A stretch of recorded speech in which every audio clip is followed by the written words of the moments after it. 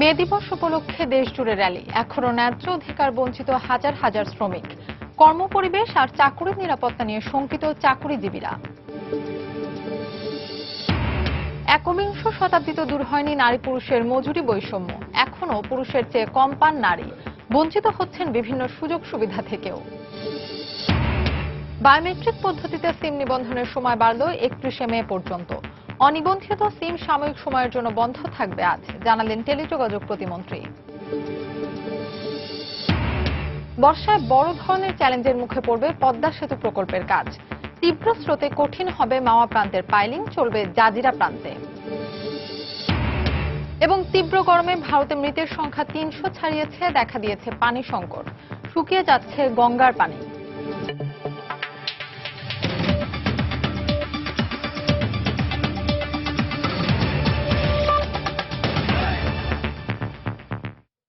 সময় সংবাদের সঙ্গে আছে আমি ফাহমিদা। মহান মে দিবস উপলক্ষে রাজধানীতে বর্ণাঢ্য র্যালি করেছে বিভিন্ন শ্রেণী পেশার মানুষ। সকালে নগরীর বিভিন্ন দিক থেকে আসা শ্রমিকদের মিছিলগুলো জড়ো হয় দৈনিক বাংলা মোড়ে। পরে সেখান থেকে র্যালি নিয়ে প্রেস ক্লাবের সামনে যান তারা। সেখানে সংক্ষিপ্ত সমাবেশ করেন শ্রমিকরা। শ্রমিকদের নেতৃত্ব দেন নৌপরিবহন মন্ত্রী শাহজাহান খান ও শ্রম প্রতিমন্ত্রী মুজিবুল হক চুন্নু। সরকার শ্রমিকদের বিভিন্ন সুযোগ সুবিধা বাড়িয়েছে উল্লেখ করে নৌপরিবহন মন্ত্রী সব ধরনের ষড়যন্ত্র মোকাবেলায় শ্রমিকদের ঐক্যবদ্ধ হওয়ার আহ্বান জানান।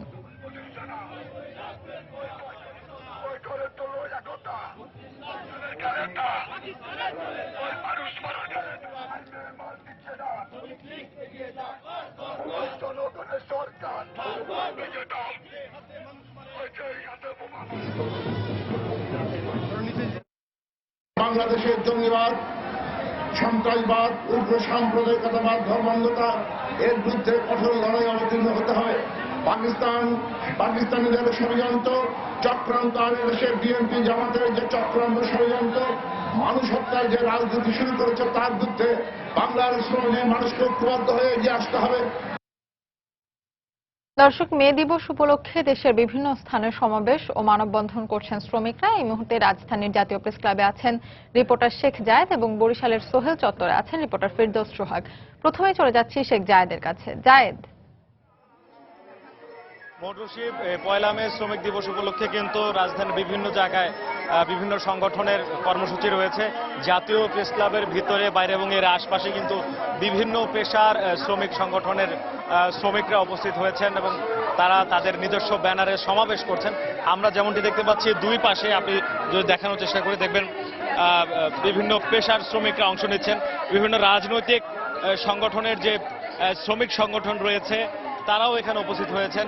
এই বছরে একটি দিন তাদের জন্য একটি দিবস রয়েছে।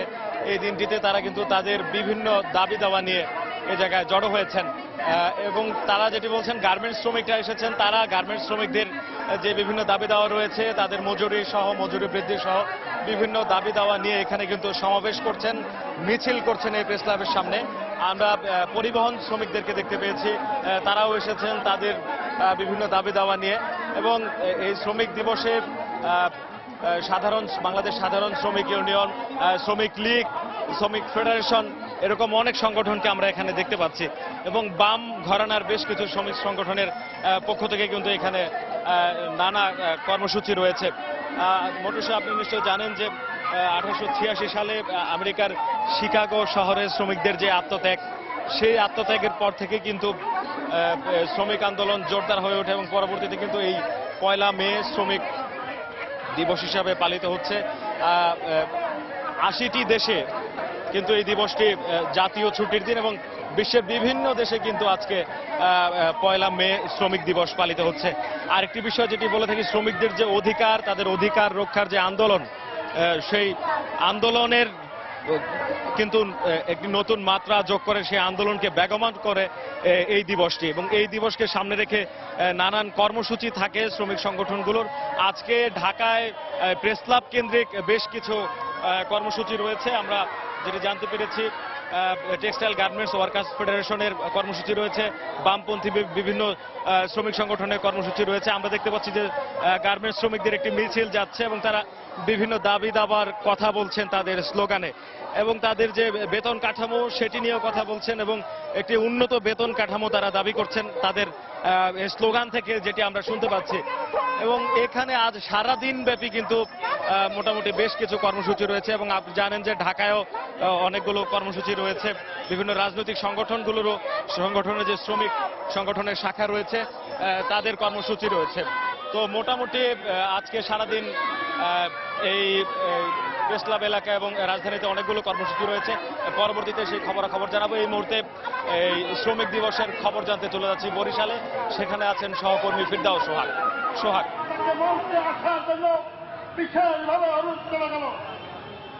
জায়েদ, আপনাকে ধন্যবাদ। আমি আছি বরিশালের সোহেল চত্বরে। আজকে মহান মে দিবস উপলক্ষে নানা কর্মসূচি পালন করা হচ্ছে বরিশালে। যথাযোগ্য মর্যাদা এই দিবসটি পালনের লক্ষ্যে বিভিন্ন রাজনৈতিক এবং সামাজিক সংগঠন ও শ্রম অধিদপ্তরের তরফ থেকে পৃথকভাবে বিভিন্ন কর্মসূচি পালন করা হচ্ছে। আমি যে জায়গাটিতে দাঁড়িয়ে আছি বরিশাল নগরীর আওয়ামী লীগের দলীয় কার্যালয় সোহেল চত্বর। এই জায়গাটিতে আমরা যেটা দেখেছি যে বিভিন্ন কর্মসূচি গ্রহণ করা হয়েছে। আজকের যে কর্মসূচি এর মধ্যে রয়েছে র্যালি, আলোচনা সভা, সাংস্কৃতিক অনুষ্ঠান ইত্যাদি। সকাল 10টায় নগরীর এই সোহেল চত্বরে র্যালি একটি সমাবেশ করতেছে এই মুহূর্তে। মুহুর্মুহু মিছিলের মধ্য দিয়ে এই শ্রমিকরা এখানে যোগদান করতেছেন। এই অনুষ্ঠানে সভাপতিত্ব করবেন মহানগর শ্রমিক লীগের সভাপতি আফতাব হোসেন। বিকেল 4টায় সদর রোডে বিএনপি দলীয় কার্যালয়ে একটি সমাবেশ করবে শ্রমিক দল। সেই অনুষ্ঠানে সভাপতিত্ব করবেন মহানগর শ্রমিক দলের সভাপতি মাইনুল ইসলাম মালিক। বিকেল 4টায় জাতীয় পার্টি পৃথকভাবে দুটি কর্মসূচি গ্রহণ করেছে। নগরীর ফজলুল হক এভিনিউয়ের দলীয় কার্যালয় থেকে র্যালি বের করবে মহানগর জাতীয় শ্রমিক পার্টি। অপরদিকে একই সময়ে জেলা পরিষদ কার্যালয় পৃথকভাবে সমাবেশ করবে শ্রমিক পার্টির অপর একটি গ্রুপ। এখানে প্রধান অতিথি থাকবেন জাতীয় শ্রমিক পার্টির কেন্দ্রীয় সাধারণ সম্পাদক মহাসিনুল ইসলাম হাবুল। এছাড়া ট্রেড ইউনিয়ন কেন্দ্র, ওয়ার্কার্স পার্টি, বাসদ, শ্রমিক ইউনিয়ন নানা কর্মসূচি গ্রহণ করেছে।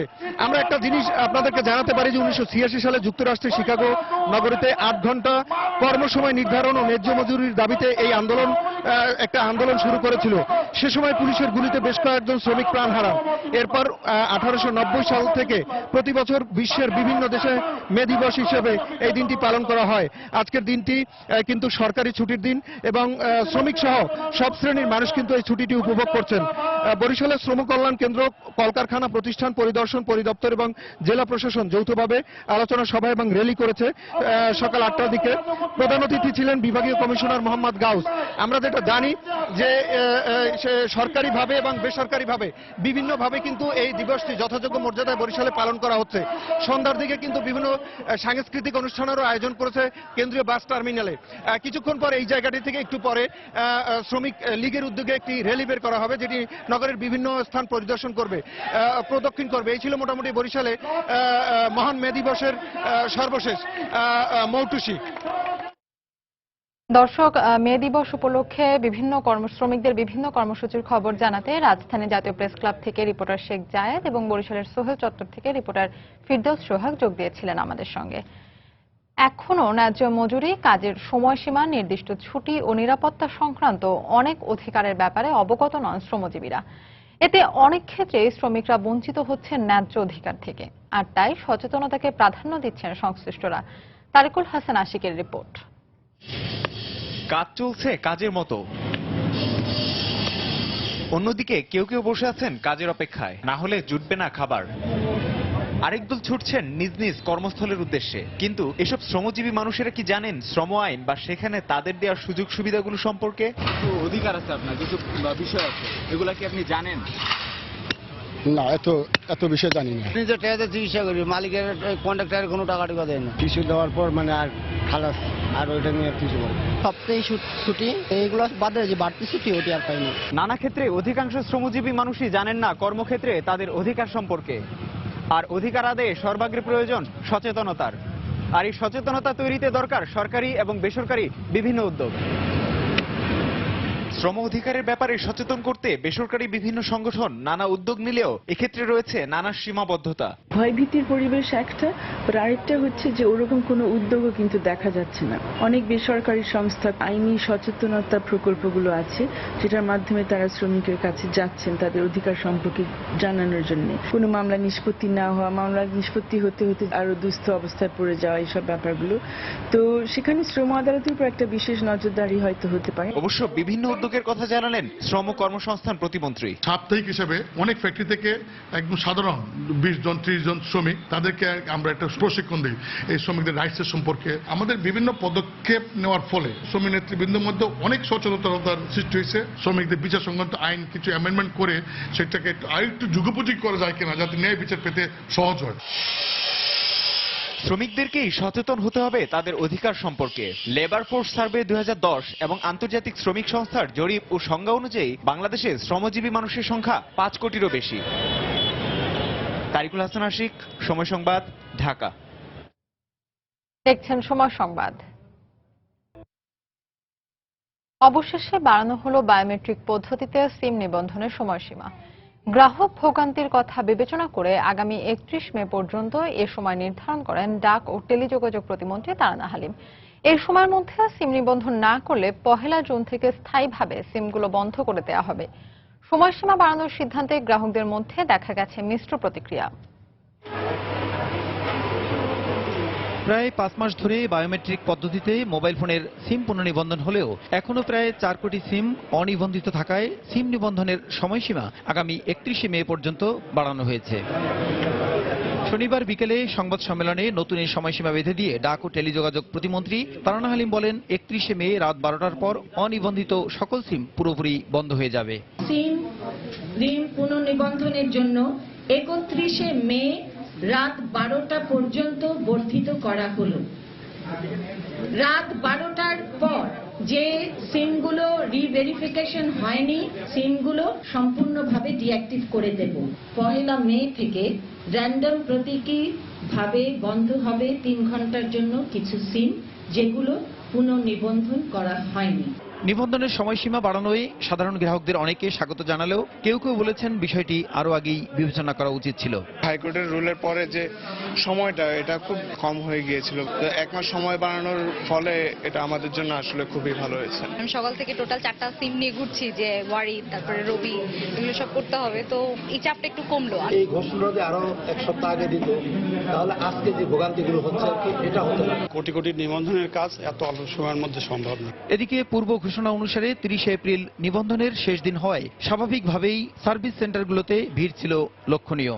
ছিল নানা অভিযোগও। প্রাইভেট কোম্পানি হাতের ছাপ নিব, পরে কোন সময় কোন প্যাচে ফালাই দেয়। এখন যেহেতু আইনে হাইকোর্ট আদেশ দিছে আর তার কিছু করার নাই। শুধু ঝামেলা, কোনো উটকো ঝামেলা মনে হচ্ছে, আর কিছু না। গ্রাহকদের উপরে চাপাই দেওয়া হয়েছে যে আপনারা করেন নাহলে বন্ধ করে দেওয়া হবে। অপারেটরদের কোনো চাপ নেই, কোথাও যে ফর্ম পাওয়া যাচ্ছে না, ঘন্টার পর ঘন্টা দাঁড়ায় আসি।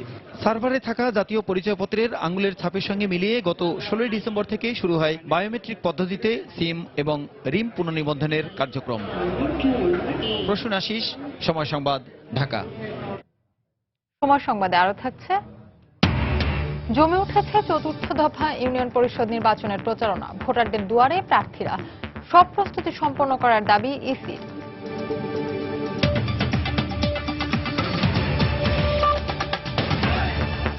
তাই তো সবাই বলে শিল্পাল্লার দিন শেষ, মেগা ডিজিটাল স্কেলে বাংলাদেশ। দর্শক, পদ্মা সেতু নির্মাণ কাজের অগ্রগতি নিয়ে প্রতি মাসের 1 তারিখে আমরা রিপোর্ট প্রচার করে থাকি। এরই ধারাবাহিকতায় আজও থাকছে একটি রিপোর্ট। বর্ষায় বড় ধরনের চ্যালেঞ্জের মুখে পড়তে যাচ্ছে পদ্মা সেতু প্রকল্পের কাজ। তীব্র স্রোতের কারণে এ সময় পদ্মার মাওয়া প্রান্তে কাজ করা কঠিন হবে। তাই গত বছরের অভিজ্ঞতা বিবেচনায় জাজিরা প্রান্তে নতুন করে তৈরি করা চ্যানেলে চলবে পাইলিং এর কাজ। শিগগিরই বিশ্বের সর্বোচ্চ শক্তি সম্পন্ন নতুন একটি হ্যামার যোগ হলে কাজে গতি আসার আশাবাদ সংশ্লিষ্টদের। পদ্মা সেতু নিয়ে এহসান জুয়েলের রিপোর্ট, ছবি তুলেছেন সাইফুল ইসলাম। গত বছরের ডিসেম্বরে মূল সেতুর কাজ শুরু হয় মাওয়া প্রান্তে। তবে বর্ষার সময় যতই ঘনিয়ে আসছে নদীতে বাড়ছে স্রোত। পদ্মার প্রবল এই স্রোতকে বিবেচনা রেখে তাই পরিবর্তন করতে হচ্ছে কর্মপরিকল্পনায়। প্রতিটি পিলারের জন্য নদীর তলদেশে বসাতে হবে 6টি করে পাইল। মাওয়া প্রান্তের 7 ও 6 নম্বর ব্লকে 3টি করে পাইলের অর্ধেকেরও বেশি প্রবেশ করানো হয়েছে। বাকি 3টি পাইলের কাজ এই বর্ষার আগে করা কঠিন বলে এবার জাজিরা প্রান্তে শুরু হয়েছে কাজ। জাজিরার ৩৯ নম্বর ব্লক দিয়ে পাইলিং এর কাজ শুরু হবে। এর মধ্যে ৩৭ ও ৩৮ নম্বর ব্লককেও কাজের জন্য প্রস্তুত করে তোলা হচ্ছে। চলছে আরো বেশ কয়েকটি টেস্ট পাইলের কাজ। এখানে আরেকটা কারখানা হচ্ছে ট্রাসের জন্য, সেই ট্রাসের ফেব্রিকেশন কারখানায় পুরো ট্রাসটা করা হবে, করে আমরা লোড দিয়ে এটা আমরা দেখবো যে আমাদের কি হচ্ছে। এটা একটা ট্রায়াল ফেব্রিকেশন এখানে হবে, এটা পার্শিয়াল কাজ এখন চায়নাতে হচ্ছে। এছাড়া নদীর তলদেশের অবস্থা বিবেচনা করে মূল পিলার বসানোর জন্য এক একটি পাইলের চূড়ান্ত গভীরতা কত হবে সেটি এখনো নির্ধারণ করা যায়নি। তবে কাজের গতি বাড়বে নতুন হ্যামার আসার পর। নির্ধারিত সময় কাজ করতে গেলে আমাদের কন্টিনজেন্সি প্ল্যানে আমরা দেখলাম যে না, আমরা এখানে আমাদের একটু মনে হচ্ছে ক্রিটিক্যাল আইটেম, এই ক্রিটিক্যাল আইটেমটাকে অ্যাড্রেস করার জন্য আমরা হ্যামারের সংখ্যা বাড়াচ্ছি। ছোট হ্যামার এবং বড় হ্যামার দুটোই বাড়ানো হচ্ছে, ফ্লোটিং ক্রেন বাড়ানো হচ্ছে। 2018 সালের ডিসেম্বরে পদ্মা সেতুর উদ্বোধনের কথা। সেই অনুযায়ী আগামী বছরের মধ্যে পাইল ড্রাইভিং এর সব কাজ শেষ করার নির্দেশনা দেওয়া হয়েছে চায়না মেজর ব্রিজ কোম্পানিকে। খুব আগ্রহ নিয়ে পদ্মা সেতুর খোঁজ যারা নিয়মিত রাখেন তাদের অনেকেরই প্রশ্ন, কবে শেষ হবে সেতুর কাজ। সংশ্লিষ্টরা বলছেন লক্ষ্যের সঙ্গে পাল্লা দিয়েই এগুচ্ছে কাজ। কোনো কোনো ক্ষেত্রে প্রত্যাশার চেয়ে কাজ যেমন বেশি হয়েছে, তেমনি কাজ করতে করতেই নতুন নতুন সমস্যার মুখোমুখি হতে হচ্ছে। আর এইসব ক্ষেত্রে দেশি বিদেশি বিশেষজ্ঞদের পরামর্শে সমস্যার সমাধান করে এগিয়ে চলছে স্বপ্নের পদ্মা সেতু। ইহসান জুয়েল, সময় সংবাদ, শরীয়তপুর। কাজের সুবিধাজনক পরিবেশ আর চাকরির নিরাপত্তা যে কোনো চাকরির অপরিহার্য অংশ। তবে আমাদের দেশে বেশিরভাগ বেসরকারি চাকরিজীবীদের চাকরির কোনো ধরনের নিরাপত্তা নেই বললেই চলে। আর সরকারি বা বেসরকারি সব ক্ষেত্রেই কর্মীদের কাজের মানসিক পরিবেশ নিয়ে ভাবেন না কেউ। এ নিয়ে অভিযোগ করার মতো নেই কোনো সংগঠন কিংবা সংস্থা। প্রিন্স আরিফিনের ক্যামেরায় পারমিতা হিমের রিপোর্ট। অন্যদের রাঙানোই তাদের পেশা। নিজের সাদা কালো জীবনকে পুষে রেখে রং বাড়ান অন্যের জীবনে। রাজধানীর অলিতে গলিতে চোখে পড়ে এরকম হাজারো বিউটি পার্লার। মেয়েদের কর্মসংস্থানের একটি বড় ক্ষেত্র হয়ে উঠেছে এটি। কিন্তু এই নারী শ্রমিকদের কাজের পরিবেশ কতটা নারী বান্ধব এ নিয়ে কারো কোনো ভাবনা নেই। রান্না বাড়া করে খাবার সব গুছাই টুসাই নিয়ে তারপরে বাচ্চা নিয়ে তারপরে আসতে হয়। সারাদিন এখানে বাচ্চা থাকলেও অনেক সময় অনেক ঝামেলা হয়, ক্লায়েন্ট থাকে বা মালিক থাকলে সে অনেক সময় ইয়ে করে। কোনো নিশ্চয়তা নাই, এখানে আজকে আসছি কালকে মালিক একটা কিছু বললেই আমরা চলে যাইতে আমরা বাধ্য। কিন্তু আমরা যে একটা ধরেন আমাদের সংগঠন থাকলে কিন্তু আমাদের ভালো হইতো। আসিফ একসময় চুক্তিভিত্তিক কাজ করতেন একটি বেসরকারি ব্যাংকে। শোনা যাক তার অভিজ্ঞতা। প্রেশারটা থাকতে এরকম টার্গেট আনতে হবে, without target no salary, but আমাদেরকে মেনটেন করতে হবে কিন্তু office time, office decorum, entry level, middle লেভেলে যারা জব করছে তারা যে অনেক সময় মানসিকভাবে হ্যারাস হচ্ছে, এই জিনিসটাও কিন্তু একটা টর্চার। এইটার বিরুদ্ধে কেউ বলার নাই, বলতেছে না, এটা বলা উচিত। তাপমাত্রা তখন 38 ডিগ্রি সেলসিয়াস। এই ভারী পোশাক আর বুট পরেই রাস্তায় ঘন্টার পর ঘন্টা কাজ করছেন ট্রাফিক পুলিশেরা। 8 ঘন্টা যেখানে 9 ঘন্টা 10 ঘন্টাও করতে হয়। হ্যাঁ, গরমের মধ্যে তো করতেই হবে কাজ। টিভি দেখলে কানে আওয়াজ জোরে না দিলে শুনতে পাওয়া যায় না অনেক সময়। অনেক কানে প্রবলেম হয়। রাজধানীতে এমন আরো অনেক পেশাজীবী আছেন যাদের কাজের পরিবেশ কিংবা কাজের নিরাপত্তা নিয়ে আমরা বছরের একটা দিনও আলোচনা করি না। এদের নিয়ে নেই কোনো ধরনের জরিপ, কোনো সুনির্দিষ্ট তথ্য কিংবা কোনো পরিসংখ্যান। পুরো পৃথিবীতে যেখানে কর্মীদের কাজের সাথে তাদের কাজের পরিবেশকে সবচেয়ে বেশি প্রাধান্য দেওয়া হয়, সেখানে আমাদেরকে এখনো সময় আসেনি এসব নিয়ে ভাববার। পারমিতা হিম, সময় সংবাদ, ঢাকা। 21 শতকের আজকের দিনেও নারী পুরুষের মজুরি বৈষম্য যেন খুব স্বাভাবিক ব্যাপার। এখনো পুরুষের তুলনায় গড়ে অর্ধেক মজুরিতে কাজ করছেন নারী শ্রমিকরা। এছাড়া বিভিন্ন সুযোগ সুবিধা থেকেও বঞ্চিত হচ্ছেন তারা। দিনাজপুর, বগুড়া এবং মৌলভীবাজার থেকে পাঠানো তথ্য ছবি নিয়ে ডেস্ক রিপোর্ট। ব্রিটিশ আমলে মৌলভীবাজারের পাহাড়ি টিলাগুলোতে চা বাগান গড়ে তুলতে অবিভক্ত ভারতবর্ষের বিভিন্ন জায়গা থেকে দরিদ্র শ্রমিকদের নিয়ে আসে ইংরেজরা। এরপর থেকে বংশ পরম্পরায় আজও শ্রমঘন এই কৃষি পণ্য উৎপাদন করে চলেছেন তারা। মৌলভীবাজারের নিম্ন আয়ের এই শ্রমিকদের মধ্যে অর্ধেকের বেশি নারী শ্রমিক, কিন্তু ঘর থেকে কাজের জায়গা, সুযোগ সুবিধার ক্ষেত্রেও পিছিয়ে আছেন সেই নারী। তবে নারী শ্রমিকদের সহায়তা দেওয়ার চেষ্টা চলছে বলে জানালেন চা শিল্প শ্রম কল্যাণ বিভাগের কর্মকর্তা। নারী শ্রমিকরা যেভাবে পরিশ্রম করে সেভাবে সুযোগ সুবিধা ওনারা পায় না, চিকিৎসা সুবিধা এগুলা পাইতেছে না। ধূমপান এবং মদপানের মাধ্যমে যাতে তারা টাকা পয়সা অপচয় নষ্ট না করে, সেই টাকা দিয়ে যেন বাড়িতে পরিবার পরিজনের জন্য, বিশেষ করে শিশু এবং শিশু মায়েদের জন্য যাতে ভালো মানের খাদ্য এরকম যোগান দেয়, সেই জন্য আমরা পুরুষদেরকে উদ্বুদ্ধ করে থাকি। একইভাবে দিনাজপুরের চালকলগুলোতে কাজ করছেন হাজার হাজার নারী শ্রমিক। পুরুষের পাশাপাশি কাঁধে কাঁধ মিলিয়ে এসব কারখানায় নারী শ্রমিকরা কাজ করছেন দিনরাত। কিন্তু শ্রমিকদের অভিযোগ, এত পরিশ্রমেও মিলছে না পুরুষের সমান মজুরি।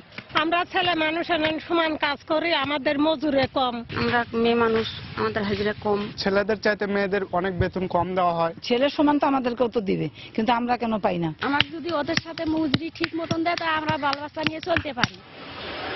বগুড়ায় ছোট বড় মিলিয়ে 1800 চাতালকল রয়েছে, যেখানে প্রায় 60,000 শ্রমিক কাজ করছেন। মজুরির হার নিয়ে অসন্তোষ নারী ও পুরুষ উভয় শ্রমিকের মাঝে থাকলেও পুরুষের তুলনায় অর্ধেক মজুরি পাচ্ছেন নারীরা। সাবিহানিপা, সময় সংবাদ। সময় সংবাদে আরো থাকছে, খুলনার নৌঘাটগুলোতে ইজারাদারদের স্বেচ্ছাচারিতায় সাধারণ মানুষের ভোগান্তি, টোলের নামে নেওয়া হচ্ছে অতিরিক্ত টাকা।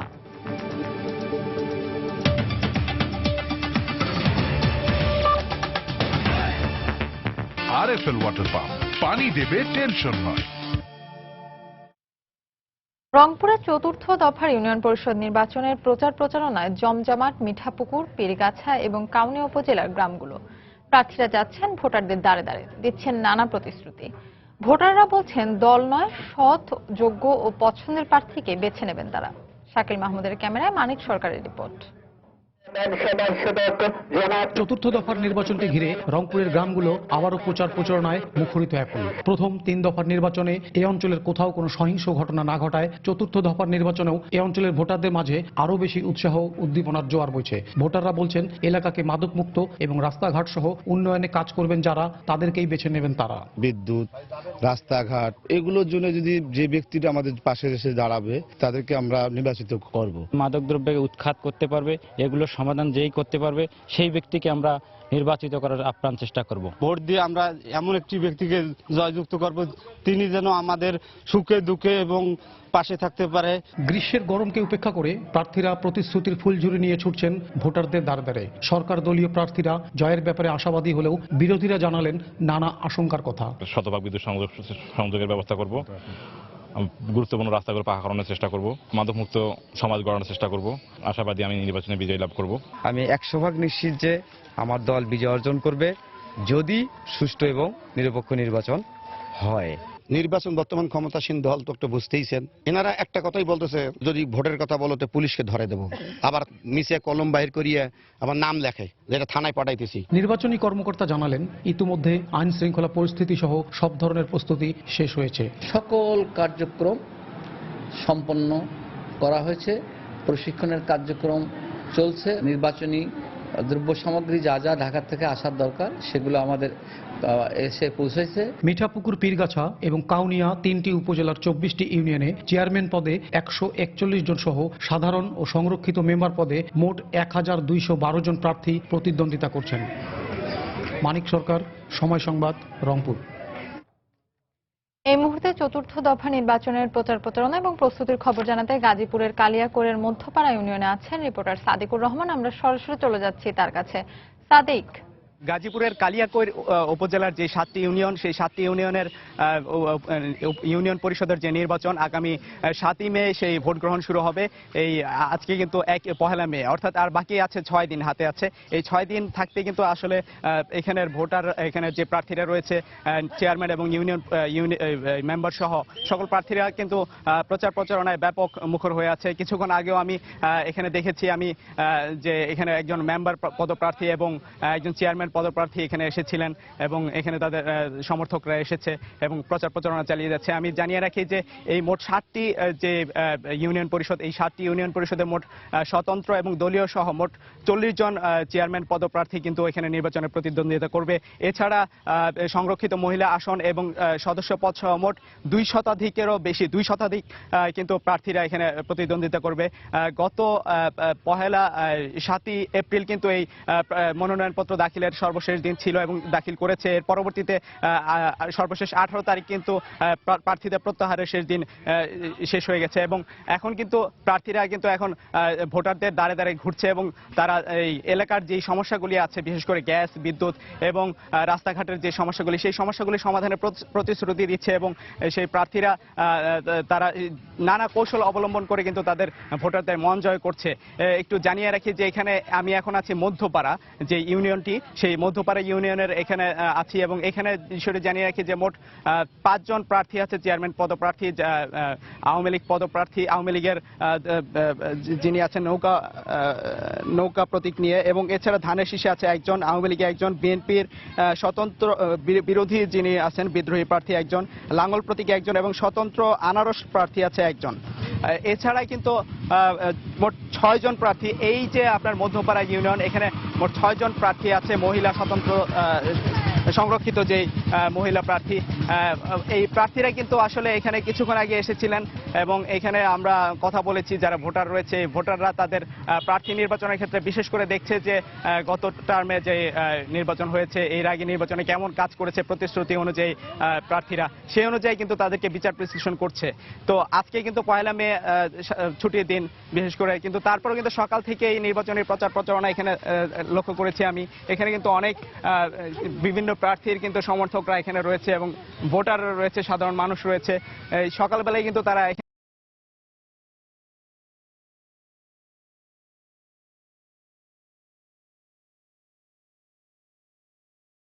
করে বিভিন্নভাবে কিন্তু প্রার্থীরা আসছে, তাদের ভোটারদের দ্বারে দ্বারে ঘুরছে। এখানে যারা মহিলা রয়েছেন, বৃদ্ধ রয়েছেন, সকল ভোটারদের কাছে কিন্তু তারা যাচ্ছে। এবং আমি একটা জিনিস লক্ষ্য করেছি যে নির্বাচনী যে আমেজটা এই এলাকায়, মধ্যপাড়া এলাকায় কিন্তু ব্যাপকভাবে লক্ষ্য করা যাচ্ছে। বিশেষ করে যে এখানে শিশু, বাচ্চা সবাই কিন্তু এখানে এসেছে। তো মোটরসি আসলে বুঝতেই পারছেন যে আর 6 দিন বাকি থাকতে খুবই স্বাভাবিক যে এরকম নির্বাচনী প্রচার প্রচারণা বাড়তেই থাকবে আস্তে আস্তে ধীরে ধীরে। তো এই হচ্ছে এই মধ্যপাড়া ইউনিয়নের যে নির্বাচনী প্রচারণার খবর এই ছিল। মোটরসি। তীব্র তাপদাহে বিপর্যস্ত হয়ে পড়েছে কুষ্টিয়ার জনজীবন। প্রচন্ড গরমে হাসপাতালে ডায়রিয়া আক্রান্তের সংখ্যা বাড়ছে আশঙ্কাজনক হারে। আগামী 2 দিনে গরম আরও বাড়তে পারে বলে জানিয়েছে আবহাওয়া অফিস। এসএম রাশেদের তথ্য ও ছবি নিয়ে ডেস্ক রিপোর্ট। গত কয়েকদিন ধরে বেড়েই চলেছে কুষ্টিয়ার তাপমাত্রা। এতে প্রচন্ড গরমে অতিষ্ঠ হয়ে উঠেছে জনজীবন। বিশেষ করে কৃষক, দিনমজুর সহ শ্রমজীবী মানুষের জীবন দুর্বিষহ হয়ে পড়েছে। গরমের সাথে পাল্লা দিয়ে বাড়ছে রোগবালাই। হাসপাতালে নির্দিষ্ট রোগী থেকে 3 গুণ বেশি রোগী রাখতে হচ্ছে। এতে জায়গা সংকটে বিপাকে পড়েছে হাসপাতাল কর্তৃপক্ষ। খুব রোদের তাপ, চলতে খুব কষ্ট হচ্ছে। উপরে থাকতে ভালো লাগছে না, পানি থাকলে ঠান্ডা লাগছে। ঘরে বসা যাচ্ছে না, তাই আমরা বাইরে আসছি বাতাস খাওয়ার জন্য। আবহাওয়াই গরম, একটু বাতাস মাতাস যে আসে ওগুলাই গরম। কোলের শিশু থেকে শুরু করে বৃদ্ধ আক্রান্ত হচ্ছেন ডায়রিয়া ও পানিবাহিত রোগে। পানির মতো পায়খানা করছে, আজকে 10 দিন মতো। অতিরিক্ত গরম পড়ছে, এজন্য মানে বাচ্চারা সহ্য করতে পারছে না পেটে, এজন্য মানে অতিরিক্ত পায়খানা করছে খালি একভাবে, আর বমি করছে। গরমে অসাবধানতার কারণে সাধারণ মানুষ অসুস্থ হয়ে পড়ছে, আর এই তাপমাত্রা আরও বাড়তে পারে বলে জানান আবহাওয়া কর্মকর্তা। 1 মাস থেকে শুরু করে 1 বছরের শিশু, 2 বছরের শিশু, এরকম রোগীর সংখ্যাও প্রচুর বাড়ছে আমাদের এখানে ডায়রিয়ার। তো আমরা আমাদের সীমিত জনবল দিয়ে যতটুকু সম্ভব স্বাস্থ্যসেবা দিয়ে যাচ্ছি। কুষ্টিয়া জেলার উপর দিয়ে তাপপ্রবাহ বয়ে যাচ্ছে, এই তাপপ্রবাহ অব্যাহত থাকতে পারে। তাপমাত্রার তীব্রতা ক্রমেই বাড়ছে কুষ্টিয়া জেলায়। চলতি মৌসুমে শুক্রবার কুষ্টিয়া জেলায় তাপমাত্রা ছিল 39.4 ডিগ্রি সেলসিয়াস। শনিবার যা ছিল 38.1 ডিগ্রি সেলসিয়াস। সময় সংবাদ, কুষ্টিয়া। খুলনার ঘাটগুলোতে চলছে অরাজকতা। ইজারাদারদের যাচ্ছে তাই ব্যবহারে চরম হয়রানির শিকার হচ্ছেন সাধারণ মানুষ। পাড়াপাড়ায় সরকার নির্ধারিত টোল নেওয়ার পরিবর্তে নিজেদের ইচ্ছে মতো টোল আদায় করছে তারা। এ ব্যাপারে বারবার অভিযোগ করেও কোনো সমাধান হচ্ছে না। নিয়ামুল হোসেন কোচির ক্যামেরায় তরিকুল ইসলামের প্রতিবেদন। খুলনা নগরীর সাথে লাগোয়া ব্যস্ততম রূপসা নদীর ঘাট। রাজধানী ঢাকা ও বরিশাল সহ অন্তত 5টি জেলার সাথে সরাসরি যোগাযোগের মাধ্যম এই ঘাট। সাধারণ মানুষের অভিযোগ, ট্রলার চালকদের ঝক্কি পেরিয়ে টোলঘরের বেষ্টনীতে পৌঁছাতেই শুরু হয় হয়রানি। টোলঘর পার হতে জনপ্রতি 1 টাকা লাগলেও হাতে ছোট কিংবা বড় কোনো কিছু থাকলেই আদায় করা হয় অতিরিক্ত 20 থেকে 150 টাকা পর্যন্ত। দোলনা ওই পাশে 40 টাকা দিয়ে ছাড়া আসছি, এই পারে আসলে 60 টাকা। ইউপিএস নিয়ে আসছে আমার কাছে 60 টাকা চাই। অল্প কটা মাছ নিয়ে এসেছি, তা সে আমার কাছে 20 টাকা রাখছে বেশি। আমার কাছে 20 টাকা দেয়া লাগবে ঘাটে, আমি কোনো টাকা দেবো না, টাকা দিয়ে দাও, নাহলে ভ্যান যাইতে দেবো না। তবে অতিরিক্ত টোল আদায়ের বিষয়টি অস্বীকার করেছেন টোলঘরের দায়িত্বরত কর্মচারীরা। অভিযোগটা সত্য না। প্রতি কার্টুন হচ্ছে ওষুধ 20 টাকা, আপনার কাছে চাট আছে, ফ্যান 5 টাকা, একটা মানুষ 1 টাকা। তখনই আসলে টাকাটা অতিরিক্ত অর্থ আদায়ের একটা আমাদের উপরে আসে, মানে অভিযোগটা আসে। এদিকে ভারপ্রাপ্ত সিটি মেয়র অভিযোগ স্বীকার করে ব্যবস্থা গ্রহণের আশ্বাস দেন। আসলে এরকম অভিযোগ আমাদের কাছে আসছে, বাট আমরা এবার যেটা চাচ্ছি আর কি, যে আমরা যদি কোনো দরদাতাকে যদি আমরা রূপসা ঘাট দিয়ে দিই, আমরা টোল চার্ট এবার আমরা ওখানে দিয়ে দেব। সংশ্লিষ্ট প্রতিষ্ঠানের হিসেব অনুযায়ী প্রতিদিন এই ঘাট দিয়ে পারাপার হয় 1.5 লক্ষ মানুষ। তরিকুল ইসলাম, সময় সংবাদ, খুলনা। পর্দা নামল প্রথমবারের মতো বছরব্যাপী প্রতিযোগিতামূলক চলচ্চিত্র উৎসব নতুন চলচ্চিত্র নতুন নির্মাতার। গতকাল সন্ধ্যায় রাজধানীর শিল্পকলা একাডেমিতে মুভিয়ানা ফিল্ম সোসাইটি এবং বাংলাদেশ শিল্পকলা একাডেমির যৌথ আয়োজনে দেশের প্রয়াত 3 জন চলচ্চিত্র ব্যক্তিত্বের নামে পুরস্কৃত করা হয় নির্মাতাদের। ইমপ্রেস টেলিফিল্মের অর্থায়নে নির্মাতা আকরাম খানের পূর্ণদৈর্ঘ্য চলচ্চিত্র ঘাসফুল জিতে নেয় জহির রায়হান শ্রেষ্ঠ কাহিনীচিত্রর পুরস্কার। আলমগীর কুমকুম প্রামাণ্য চলচ্চিত্র পুরস্কার পায় পলাশ রসুলের রাজনৈতিক প্রেক্ষাপটে হেফাজতনামা। আর বাদল রহমান শ্রেষ্ঠ স্বল্পদৈর্ঘ্য চলচ্চিত্র পুরস্কার জিতেছে আমিনুর রহমান মুকুলের অবরোধ। এর আগেই এই চলচ্চিত্রটি ভারতের দিল্লি চলচ্চিত্র উৎসবে 3টি বিভাগে পুরস্কার জিতে নেয়।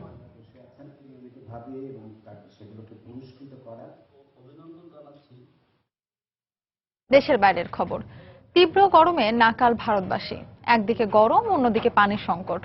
ভারতীয় গণমাধ্যমগুলোর হিসেব অনুযায়ী এই গরমে গত 1 মাসে কমপক্ষে 300 জনের মৃত্যু হয়েছে। প্রখর রোদে শুকাতে শুরু করেছে গঙ্গার পানিও। 40 ডিগ্রি সেলসিয়াসের এই গরমে পানি সংকটের কারণে তৃষ্ণা মেটানো এখন কষ্টকর হয়ে দাঁড়িয়েছে ভারতে। শনিবার শিলিগুড়িতে পানির জন্য লম্বা লাইন ধরে স্থানীয়রা। পানি की स्थिति बहुत खराब है। খুবই খারাপ পরিস্থিতি এখানে। কোনো বাসায় পানি নেই। টিউবওয়েল থেকে যে পানি পাওয়া যাচ্ছে তা যথেষ্টও নয়, খাবার যোগ্যও নয়। খাবার পানির অভাবে অসুস্থ হতে শুরু করেছে সবাই। कहीं कहीं है कहीं नहीं है, वो भी काम का नहीं है। পানির খোঁজে বহুদূর পথ পাড়ি দিচ্ছে লোকজন। পানির অভাবে খরায় মাঠের পর মাঠ ফসল নষ্ট হচ্ছে। পশ্চিমবঙ্গের প্রায় 10,000 কৃষক এবার চরম ক্ষতির মুখে পড়েছে। কর্ণাটকেও পানির সংকট তীব্র হয়ে দাঁড়িয়েছে। একের পর এক নদী শুকাতে শুরু করেছে সেখানে। গরমে মারা পড়ছে প্রচুর মাছ। ভীমা নদী শুকিয়ে গেছে, এখানে কোনো পানি নেই। পানি আনতে 3-4 কিলোমিটার পথ পাড়ি দিতে হচ্ছে আমাদের। সবচেয়ে ভয়াবহ হয়ে দাঁড়িয়েছে গঙ্গা নদীর পানি শুকিয়ে যাওয়া। এলাহাবাদে গঙ্গার পানি পুরোপুরি শুকিয়ে গেছে। এ নিয়ে এখন শঙ্কায় রয়েছে স্থানীয়রা। এখন এমন পরিস্থিতি দাঁড়িয়েছে যে নদীতে কোনো পানিই নেই। পানি এতই কম যে মানুষ খুব সহজে হেঁটে নদী পার হচ্ছে। পানির কষ্টের পাশাপাশি সবাই দুশ্চিন্তায় ভুগছে এখানে। এই অবস্থায় সবাইকে পানির ব্যবহারে মিতব্যয়ী হওয়ার জন্য বলছে ভারত সরকার। সচেতনতা বাড়াতে শনিবার মুরাদাবাদ শহরে স্কুল ছাত্ররা একটি র্যালি বের করে। ব্যানার ফেস্টুন হাতে নিয়ে স্লোগান দিয়ে তারা পানির অপচয় না করতে সবার প্রতি আহ্বান জানান। একদিকে পানি সংকট, অন্যদিকে তীব্র দাবদাহ।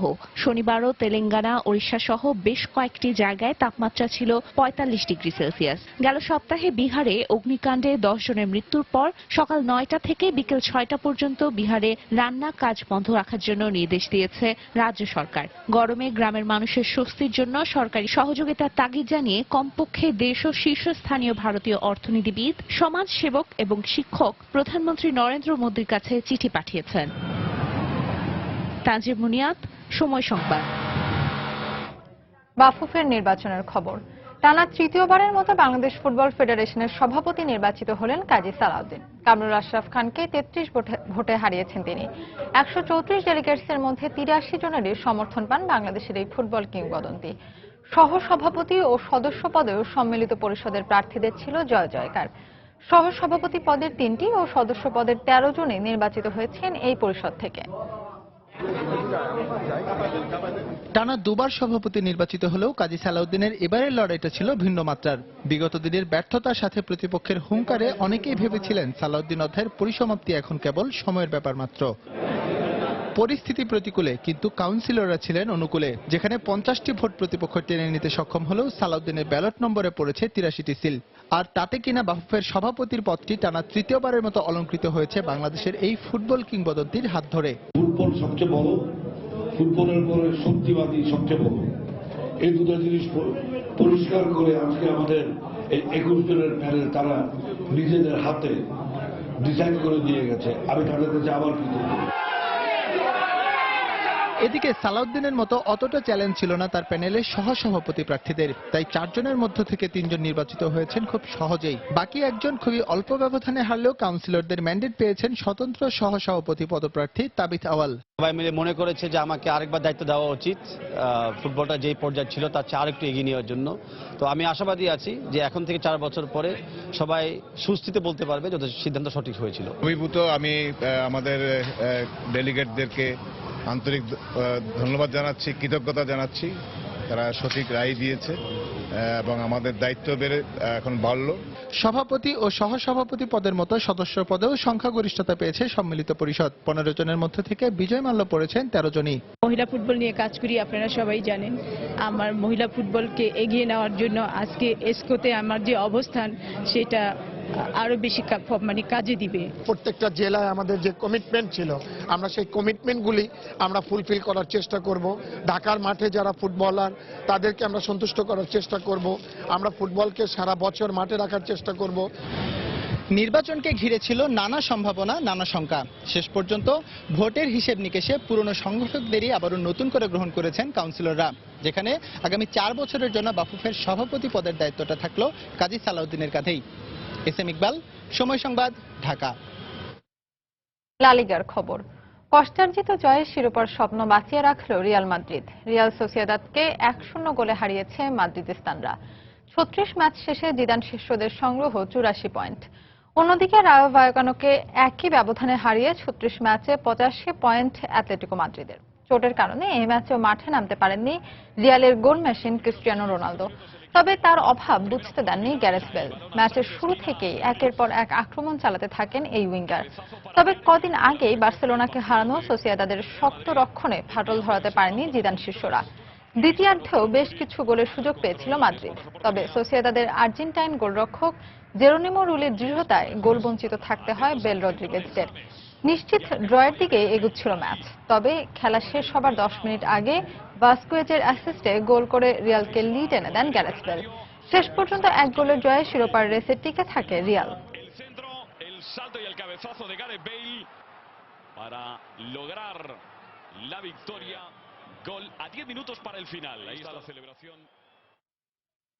এ পর্যায়ে শীর্ষ সংবাদ জানিয়ে দিচ্ছি আরেকবার। মে দিবস উপলক্ষে দেশ জুড়ে র্যালি। এখনো ন্যায্য অধিকার বঞ্চিত হাজার হাজার শ্রমিক। কর্মপরিবেশ আর চাকুরির নিরাপত্তা নিয়ে শঙ্কিত চাকুরিজীবীরা। 21 শতকেও দূর হয়নি নারী পুরুষের মজুরি বৈষম্য। এখনো পুরুষের চেয়ে কম পান নারী, বঞ্চিত হচ্ছেন বিভিন্ন সুযোগ সুবিধা থেকেও। বায়োমেট্রিক পদ্ধতিতে সিম নিবন্ধনের সময় বাড়ল 31 মে পর্যন্ত। অনিবন্ধিত সিম সাময়িক সময়ের জন্য বন্ধ থাকবে আজ, জানালেন টেলিযোগাযোগ প্রতিমন্ত্রী। বর্ষায় বড় ধরনের চ্যালেঞ্জের মুখে পড়বে পদ্মা সেতু প্রকল্পের কাজ।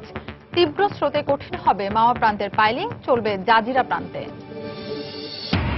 এবং তীব্র গরমে ভারতে মৃতের সংখ্যা 300 ছাড়িয়েছে। দেখা দিয়েছে পানি সংকট, শুকিয়ে যাচ্ছে গঙ্গার পানি। দর্শক, এই ছিল এখনকার মতো। যে কোনো খবর পেতে ভিজিট করুন সময়নিউজ.tv। যে কোনো বাংলা লিংক, ক্রবি ও সিটিসেল নম্বর থেকে সময় সংবাদের খবর, অনুষ্ঠান সম্পর্কে জানতে এবং যে কোনো তথ্য সময় সংবাদকে জানাতে ডায়াল করুন 1624 নম্বরে। এছাড়া এইমাত্র পাওয়া খবর মোবাইলে পেতে SMS করুন *SN লিখে পাঠিয়ে দিন 1624 নম্বরে। সঙ্গে থাকুন সময়ের।